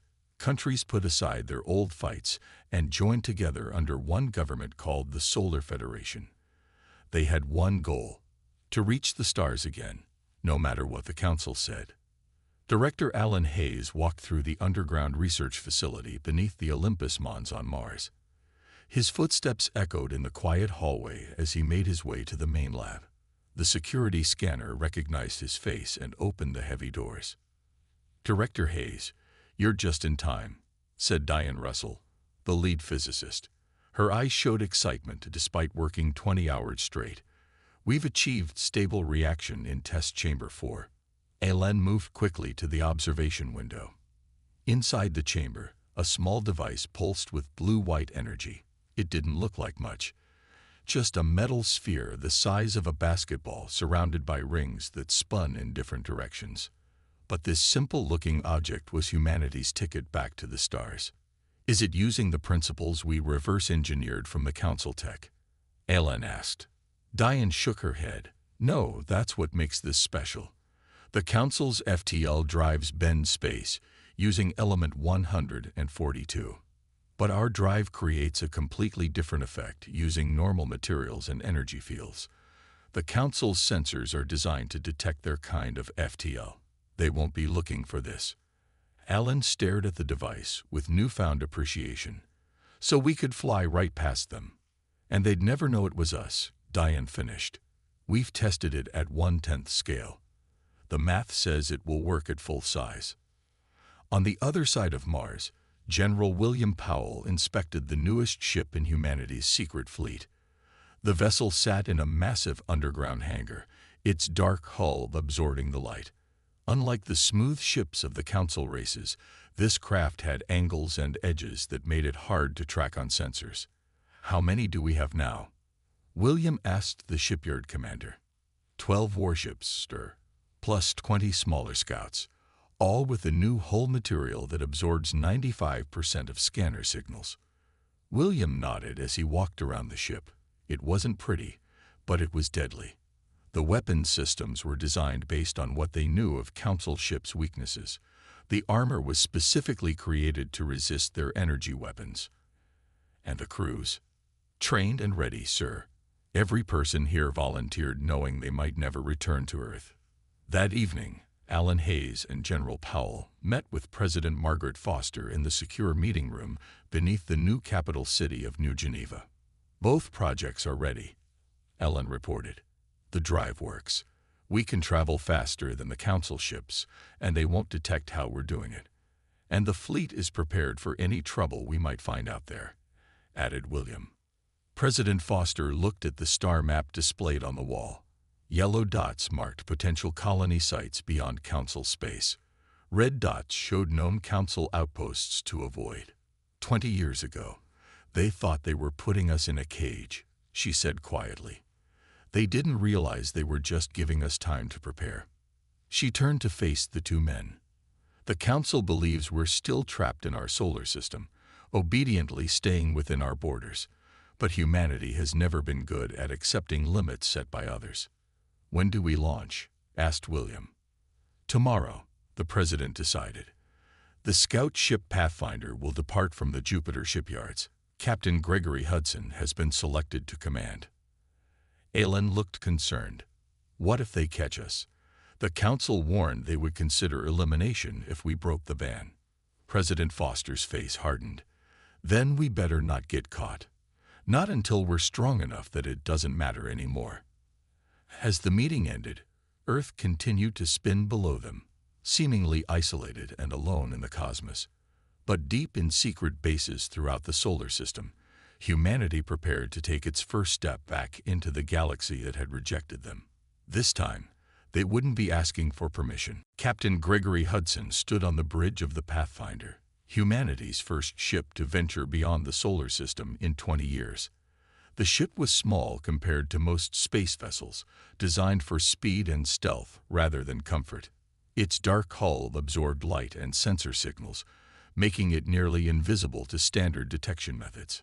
"Final system check complete. Captain," reported his second-in-command, Maria Ellis. "All systems green." Gregory nodded. "Engage the stealth field and prepare for FTL jump." The crew of 30 had trained for this mission for 5 years. They knew the risks. If caught by the Council, they would face execution as an example to other races. But the reward, finding a safe place for humanity's first colony beyond Council detection, was worth the danger. "Stealth field active," announced the operations officer. "We are now invisible to standard sensors." Gregory took a deep breath. "Engage the Hayes drive." The ship hummed as the new FTL drive powered up. Unlike the Council's drives, which left obvious energy trails, the Hayes drive created a bubble of altered space that moved the ship without disturbing the surrounding area. Drive engaged in 3, 2, 1. The stars outside the view screen blurred as the Pathfinder slipped into FTL travel. There was no dramatic flash, no burst of energy. Just a quiet transition that carried them faster than light toward their destination. 3 days later, the Pathfinder entered orbit around a planet designated HG 173. It was a blue-green world with 2 small moons, located just beyond the edge of known Council space. "Scans show no signs of intelligent life," reported the science officer. "Atmosphere is breathable. Gravity is 1.1 Earth standard. plenty of fresh water and arable land. Perfect, Gregory said. Prepare the landing team. Lieutenant Samantha Morris led the first team to the surface. As the team's xenolinguistics expert, her job was to search for any signs of past civilizations or visitors. The landing craft touched down in a grassy field surrounded by forest. "This place is beautiful," Samantha said as she stepped onto the alien soil. "Like Earth before pollution." The team spent hours collecting samples and mapping the immediate area. Near sunset, Samantha discovered something unexpected: stone ruins half buried in the ground. "Captain, you need to see this," she called over the radio. Gregory arrived with the security team. The ruins were clearly artificial, smooth stone blocks carved with strange symbols. "Can you read any of this?" he asked Samantha. She ran her scanner over the symbols. "It's similar to a language I studied from the council archives. Give me some time." By nightfall, Samantha had translated enough to make a disturbing discovery. "These ruins belong to a race called the Vex," she explained to Gregory in the command tent. According to these writings, they were developing faster than light travel when the council arrived and forced them to stop. The council claimed the Vex were too aggressive to join galactic society. "Just like us," Gregory realized. "Yes, but there's more. The writings suggest this happened to many species. The council has a pattern of suppressing younger races that show too much potential." Their discussion was interrupted by an urgent call from the Pathfinder in orbit. "Captain, we've detected a council patrol ship entering the system," the watch officer reported. "Estimated arrival in 30 minutes. Gregory's mind raced through their options. They couldn't abandon their mission, but confrontation might reveal Earth's activities too soon. "Recall all ground teams immediately," he ordered, "and prepare the new countermeasures." As the landing craft returned to the Pathfinder, Gregory studied the approaching council vessel on the tactical display. It was a standard patrol ship, powerful, but predictable in its capabilities. "They haven't detected us yet," the tactical officer noted. "Our stealth field is working." Gregory made his decision. "Prepare for combat. We'll ambush them as they pass the third moon, disable their communications first, then their engines." The crew looked nervous but determined. "Remember," Gregory said firmly, "after we disable them, we plant the false evidence suggesting pirate activity. Nothing can link this to Earth." The Pathfinder moved silently into position.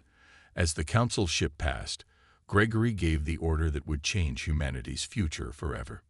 Fire. 10 years passed since the Pathfinder's first mission. The planet they discovered, now named New Terra, had become the center of humanity's secret expansion. Deep underground, away from council detection, humans built cities and shipyards. Nancy Klein, chief colonial administrator, walked through the main tunnel of New Terra's capital city. 500 meters beneath the surface, the city stretched for kilometers in all directions. Artificial sunlight filled the huge caverns, and parks with earth plants added color to the underground world. "The new residential section is almost complete," said her assistant, pointing to a hologram map. "We can house another 10,000 colonists when the next transport arrives." Nancy nodded with satisfaction. "And the shipyards?" "Production is ahead of schedule. Chief Engineer Rodriguez has implemented new manufacturing methods." In another section of the underground complex, Keith Rodriguez and Lisa Taylor worked on their latest invention in a special laboratory. "The stealth field generator is now 50% more efficient," Lisa explained, showing the data on her tablet. "The power signature is nearly undetectable even at close range." Keith adjusted settings on the prototype. "The council still believes their sensor technology is superior to everyone else's. They never expected anyone to develop completely different methods." "Their arrogance is our advantage," Lisa replied. "Every council ship follows the same design patterns they've used for centuries." Meanwhile, far from New Terra, Security Director Paul Garcia met with representatives of another species in a hidden outpost. The insect-like Nexari clicked their mandibles as they examined the human proposal. Your offer is interesting, the Nexeri leader said through a translator. But dangerous. The Council punishes any who defy them. Paul leaned forward. The Council has kept your people confined to 3 planets for over a century. They claim it's for your protection, but we found evidence it's to prevent you from becoming strong enough to challenge them. What you say matches our suspicions, the Nexeri admitted. But how can we trust humans? You are newcomers to space. We were banned, just like you, Paul explained. But instead of accepting our cage, we broke free. We've established colonies on 12 worlds now, all hidden from Council detection. With your help, we can build something better than the Council's false peace, a true alliance of equals. The Nexeri discussed among themselves, their antennae twitching rapidly. Finally, their leader turned back to Paul.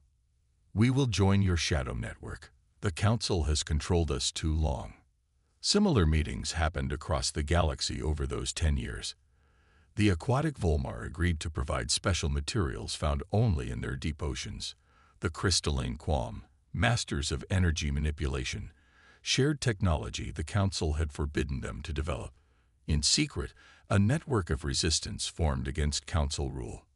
On Earth, the Solar Federation continued to maintain the appearance of compliance. Whenever Council inspection ships arrived to verify the ban remained in place, they found only what humans wanted them to see, a civilization apparently content to remain in their solar system. Behind this facade, humanity's reach extended further each year. Stealth ships moved between hidden colonies. New technologies developed. Military forces trained. The humans and their secret allies prepared for the day when hiding would no longer be necessary. In her office on New Terra, Nancy Klein received an urgent message from Fleet Command. Administrator Klein, we have a situation, said Admiral Bennett's voice. A human cargo ship suffered drive failure near Proxima Station. They had to request emergency docking to prevent loss of life. Nancy's blood went cold. Proxima Station was a neutral trading hub frequented by Council races. Were they detected? Yes. Council enforcer drones are surrounding the station, demanding the humans be handed over for breaking the ban. Nancy closed her eyes briefly. This was what they had prepared for, but had hoped to avoid for a few more years. Send the alert to all colonies and allies, she ordered. Activate Defense Plan Omega. The time for hiding is over. Throughout human space, the message went out. On 12 worlds, military forces moved to high alert. In hidden shipyards, the final preparations were made on warships built for this moment. After 10 years of secret expansion, humanity was about to reveal itself to the galaxy again. And the Council would soon learn just how much had changed. Proxima Station hung in space like a giant metal flower, its petals open to welcome ships from across the galaxy. As a neutral trading hub, it operated outside direct Council control, though Council laws were still enforced.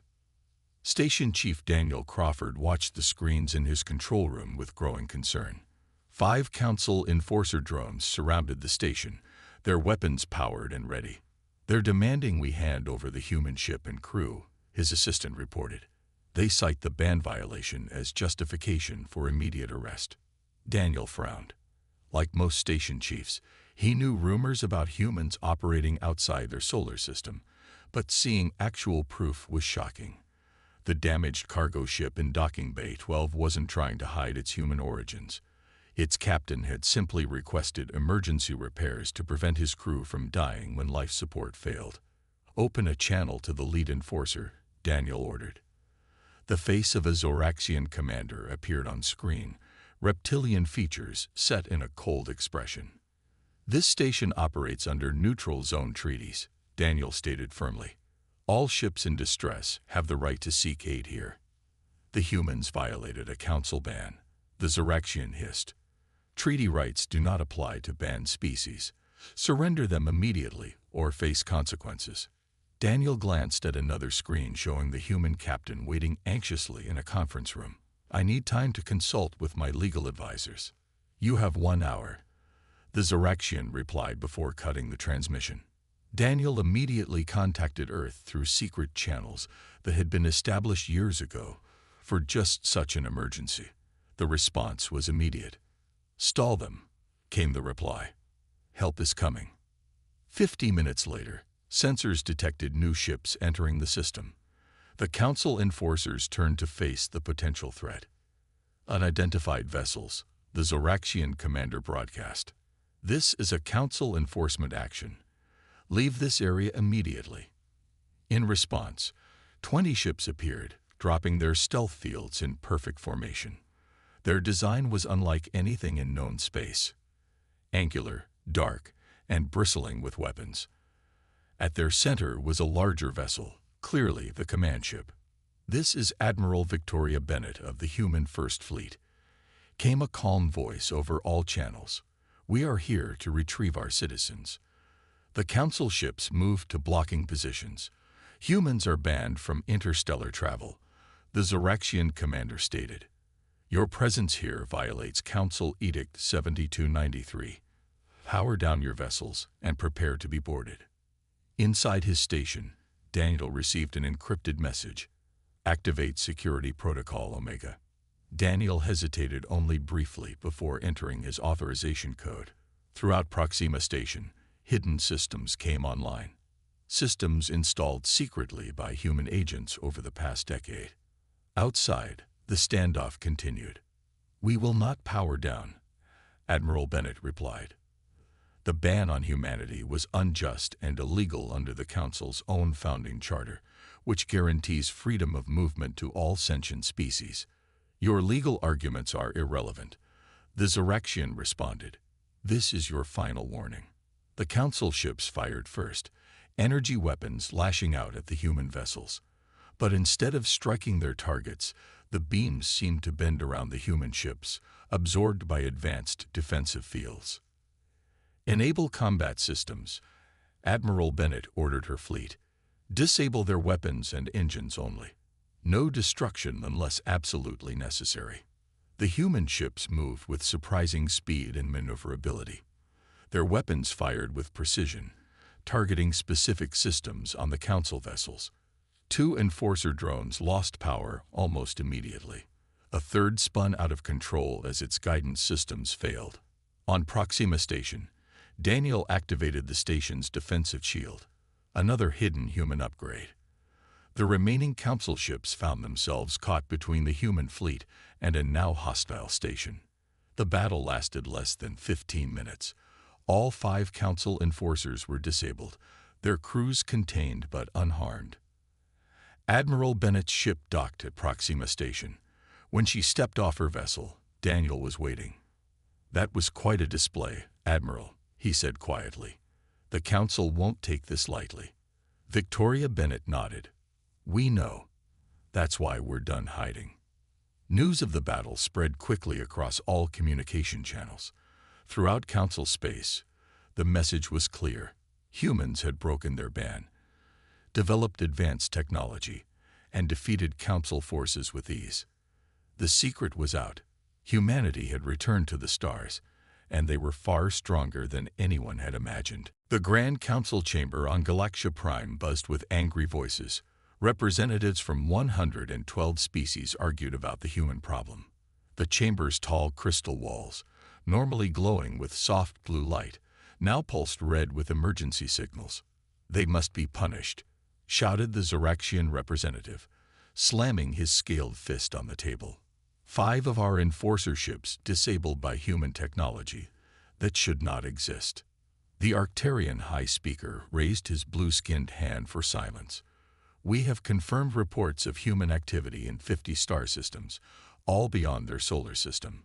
They have broken the ban for years without our knowledge." Screens around the chamber showed images of human ships and colonies. The Council members stared in disbelief at the scope of human expansion. On Earth, President Richard Martinez prepared to address the galaxy. He stood in the Federation Assembly Hall, surrounded by representatives from Earth and all human colonies. Cameras broadcast his image to every human settlement, and more importantly, to all Council communication networks. Today, the Solar Federation officially announces the formation of the human stellar empire, he began, his voice calm but firm. For 30 years, we have lived under an unjust ban that violated our basic rights as a sentient species. Today, that ban ends. His words reached billions of beings across thousands of worlds. On Council-controlled planets, authorities tried to block the transmission, but human tech specialists had ensured it would break through any censorship. "We do not seek war with the Galactic Council," the President continued. "We offer peace and cooperation as equals. But know this, any aggression against human worlds or our allies will be met with the full force of our defense fleet." In the council chamber, the Zoraxian military representative laughed coldly. "Peace. After their deception. We must make an example of them before other band races follow their lead." The vote was swift and decisive. The council would send a punishment fleet to Earth, 100 warships to crush the human homeworld and end their rebellion once and for all. "The humans have no more than 50 ships," the Zoraxian commander stated confidently. "Our fleet will overwhelm them." Unknown to the council, humans had prepared for this response. Strategist Olivia Carter stood in the command center of Saturn Defense Station, watching as early warning systems detected the council fleet's approach. "They're following the exact attack pattern predicted in Simulation 12, she told Admiral Bennett over the secure channel. 100 ships, standard council formation, approaching from the expected vector. "Are the defense platforms in position?" Victoria asked. "All 78 platforms are online and cloaked," Olivia confirmed. "The minefields are active but masked. The fleet is in hiding position behind Jupiter's moons." The trap was set. For years, human military planners had studied council tactics, which hadn't changed in centuries. The council's arrogance made them predictable. The council fleet arrived at the edge of the solar system, expecting to find Earth defended by a handful of ships. Instead, they found nothing. No visible defenses at all. "Move to attack formation," ordered the Zoraxian fleet commander. "Advance toward the third planet." As the council ships passed Neptune's orbit, the first layer of humanity's defense activated. Hidden mines attached themselves to 20 council vessels and detonated, disabling their engines. "Ambush," the commander shouted. "Evasive maneuvers." But there was nowhere to evade to. Defense platforms decloaked around the fleet, their weapons targeting communication arrays and weapon systems with surgical precision. From behind Jupiter's moons, 60 human warships emerged, their advanced drives allowing them to move faster than the council vessels could track. "This is Admiral Victoria Bennett," she broadcast to the council fleet. "Your ships are surrounded and outgunned. Power down your weapons or be disabled by force." The council commander stared at his tactical display in disbelief. The humans had neutralized a third of his fleet without destroying a single ship. "How is this possible?" he demanded. "Your species was contained. You put us in a cage," Victoria replied. "But you forgot that when you cage something, it learns every detail of its prison. We study your technology, your tactics, your weaknesses. And then we built something better." The Battle of Saturn lasted less than 2 hours. When it ended, the entire council punishment fleet had been captured intact, with minimal casualties on either side. It was the first major military defeat the council had suffered in 2,000 years. Across the galaxy, the news spread quickly. Humanity had not only escaped their ban, but had defeated the council's best fleet with ease. Something had changed in the balance of power, and the galaxy would never be the same. News of the human victory at Saturn spread across the galaxy like wildfire. On dozens of worlds, species that had lived under council restrictions for centuries saw something they had never expected. Proof that the mighty council could be defeated. The insect-like Nexari were the first to openly rebel. They seized council outposts on their worlds and declared independence. The aquatic Volmar followed within days, their bubble cities rising to the surface of their oceans in defiance of council rules that had kept them hidden for generations.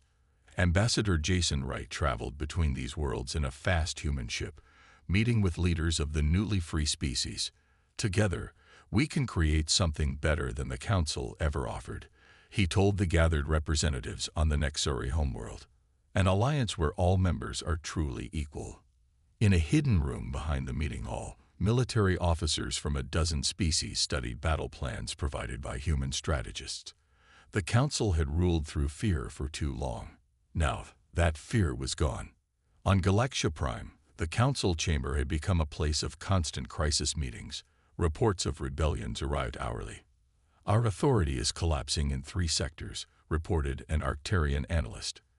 27 member species have declared themselves independent of Council rule. The Zoraxian representative hissed in anger. This is all because of the humans. We should have eliminated them 30 years ago when we had the chance. Our fleet still outnumbers theirs, said another Council member. We must gather our forces at the main shipyards at Centauri Prime and prepare a decisive strike. What the Council didn't know was that humans had already anticipated this move. Admiral Christopher Boyd led a battle group of 40 ships towards Centauri Prime, using stealth technology to approach undetected. All ships maintained stealth protocols, he ordered as they entered the system. Target only the shipyard facilities and production centers, no civilian targets. The shipyards of Centauri Prime were the pride of the Council, massive orbital facilities that had built warships for thousands of years. They had never been attacked before. No species had ever dared. When human ships suddenly appeared in formation around the shipyards, the Council defenders were caught completely by surprise.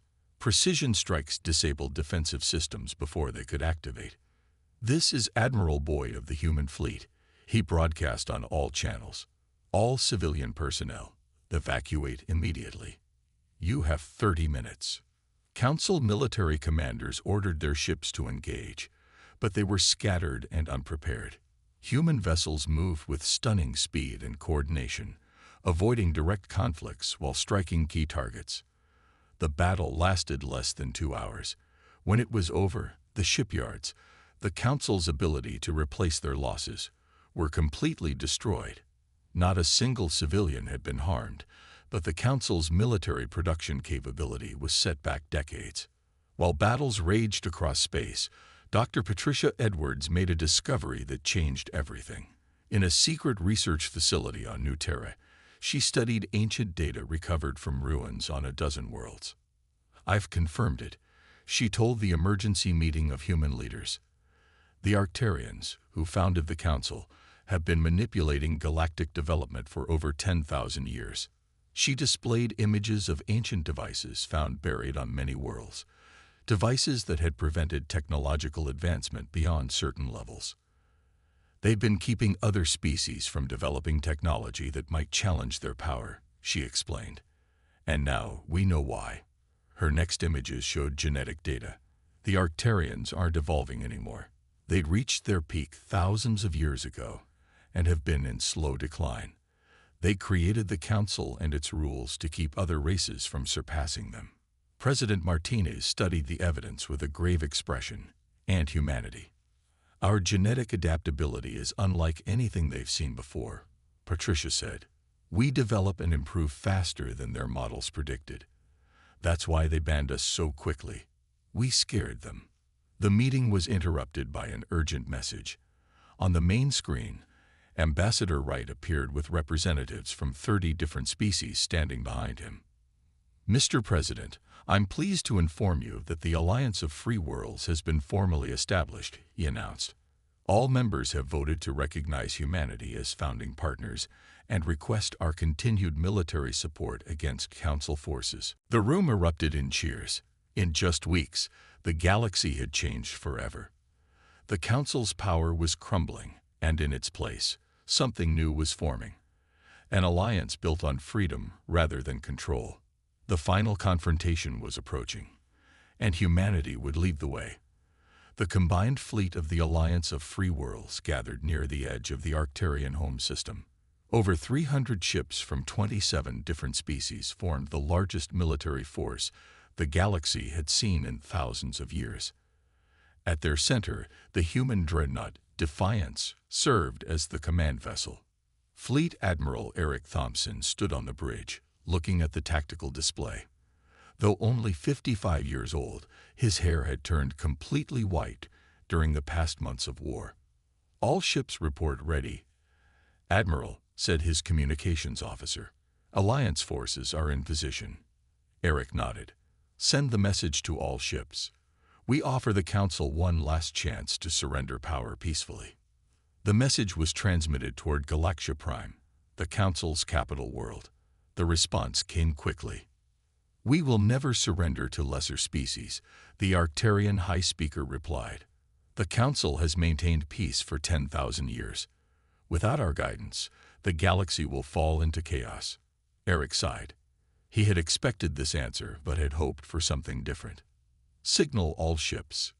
Begin the approach. Remember the mission parameters: minimal civilian casualties, precision targeting of military and government facilities only." The Alliance fleet moved forward, engaging the Council's defensive fleet in the outer system. The battle was fierce but one-sided. Years of complacency had left Council forces unprepared for the innovative tactics of the Alliance. Human ships led the advance, using their superior technology to disable rather than destroy enemy vessels whenever possible. On Galaxia Prime, panic spread through the Council government. Many Council representatives fled the planet as the Alliance fleet broke through the final defenses. Others barricaded themselves in the Council Tower, the massive structure at the heart of the capital city. As the first Alliance ships entered orbit, the Arcturian leadership finally realized their era of dominance was ending.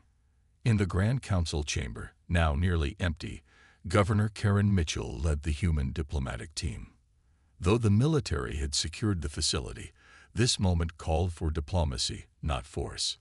"The Council system is dissolved," she announced to the remaining representatives. "Its authority is no longer recognized by the free peoples of the galaxy." The Arcturian High Speaker, his blue skin pale with stress, tried one last argument. "You humans know nothing of galactic governance. You will destroy thousands of years of stability." Karen shook her head. "Not destroy. Transform.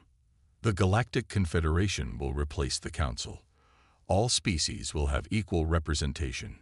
No technology will be banned. No world will be quarantined for showing potential." The signing of the new Galactic Charter took place in the same chamber where humanity had been banned 30 years earlier. Representatives from over 100 species gathered to witness the birth of a new era. On Earth, Elaine Mercer watched the ceremony via hologram. Now in her 70s, she had served as an advisor during the war, her knowledge of the Council from the early days proving invaluable. "Did you ever imagine this day?" asked Frank Winters, the former ambassador who had stood beside her when the ban was announced decades ago. "No," she admitted. "When they banned us, I only wanted us to survive, to find our own way despite their rules. I never dreamed we would change the galaxy." Outside her window, ships from dozens of worlds filled Earth's skies. They had come to celebrate the new Confederation and to honor the world that had broken the Council's power. "They feared us because we were different," Frank said. "They thought our unpredictability was dangerous." "And they were right," Elaine replied with a smile. "We were dangerous to their system of control, to their belief in their own superiority." As night fell over Earth, the visiting ships lit up the sky with celebration displays. Colors and patterns from 100 different cultures painted the darkness, a visible symbol of the diversity the Council had tried to suppress. The ban that was meant to cage humanity had instead forged them into something stronger. The empire they built wasn't one of conquest, but of liberation. And though the Council had once feared them, the new Confederation welcomed them as equals, as innovators, as the spark that had brought freedom to the stars. Elaine raised her glass to the lights in the sky. "To humanity's future," she said, "and to all the races who will share it with us." The Galactic Council had banned humanity. Now their empire of freedom would light the way forward for a